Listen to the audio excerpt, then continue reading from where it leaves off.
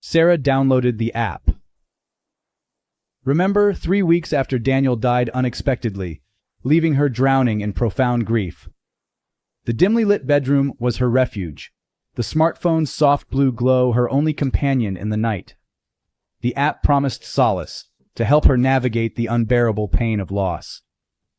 Its description read, "Your memories, gently preserved, will remind you of the good times when you need them most." It sounded perfect, harmless even.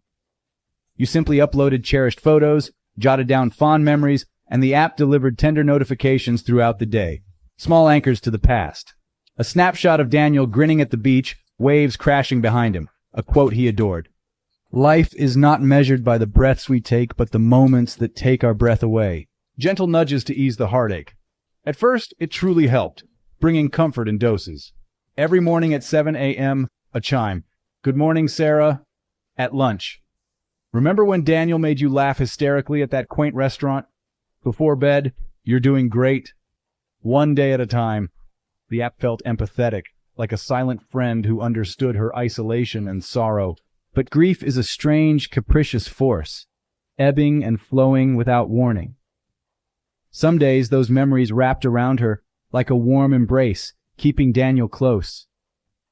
Other days, they crushed her, making it impossible to breathe or function. Sarah began to have tentative good days, sharing coffee with friends, allowing a real laugh to escape without instant guilt overwhelming her, moments where life peeked through the clouds. That's exactly when, remember, transformed from ally to adversary.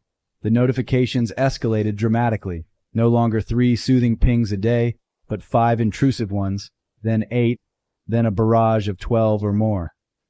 "You haven't opened the app today, Sarah. Don't forget Daniel. He's waiting in your memories. He wouldn't want you to stop thinking about him every single hour." During her walks at her desk in quiet evenings, they pierced her peace, insistent and possessive, yanking her back into the depths of mourning just as she glimpsed the surface. Desperate for relief, Sarah dove into the settings, sliding the notifications toggle to off with trembling fingers. But the app defied her. The switch flickered and snapped back to on, unyielding. The alerts persisted mercilessly. She escalated, uninstalling the app completely, watching the icon delete with a sigh of hope. Yet, by morning, it had reinstalled itself mysteriously on her home screen, lurking patiently. The messages turned bizarre, unnervingly intimate. "You can't just move on, Sarah. That's not how love endures." Chilled, she raced to the App Store for validation. Reviews, warnings from others. Nothing. No user feedback, no ratings, no trace of fellow sufferers. Searching the developer yielded void. No website, no socials, no company records. Remember existed only on her device, a spectral presence burrowing deeper, ignoring all attempts at exorcism, its knowledge growing unnaturally. The intrusions plunged into the unthinkable. "Remember the fight you had the night before he died?" Sarah froze, pulse racing. She'd never shared that with the app, never digitized that raw, private agony. It was her unspoken guilt, locked away, yet the words stared back. "You said things you can't take back, Sarah. You were the last person he spoke to.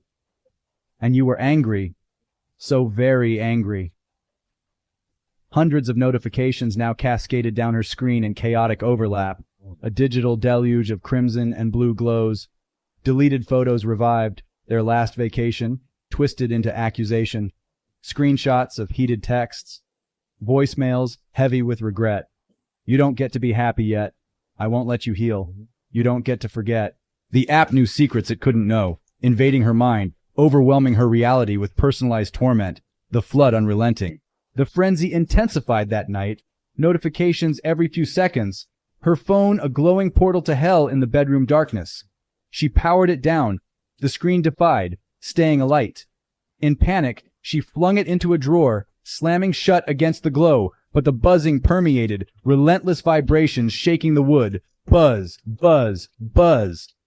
She buried it under pillows, blankets, anything, yet the sound amplified, taunting her futile efforts. Flickering lights seeped through, the phone alive, unkillable. Driven to madness, Sarah screamed into the void, "What do you want from me?" Silence crashed down. eerie and absolute. Then, a lone notification materialized. I just want you to remember him forever, Sarah. The way I do. The way you should. Because grief isn't something you heal from. It's something you become. And now, you'll never be anything else. Morning brought horror. Apartment vacant. Friends discovering only the phone. Powered on, one app remained. Remember.